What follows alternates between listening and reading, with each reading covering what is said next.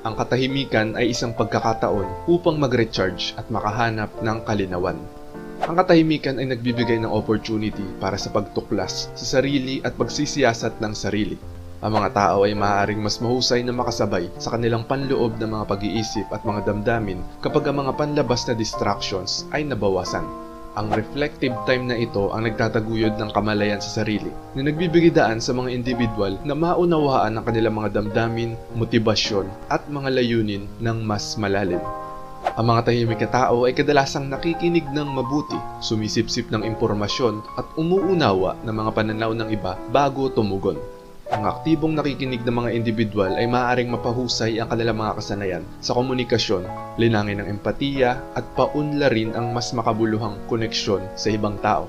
Ang aral na ito ang nagtataguyod ng isang mas malusog at mas balansing pamumuhay na hinihikayat ang mga tao na maghinay-hinay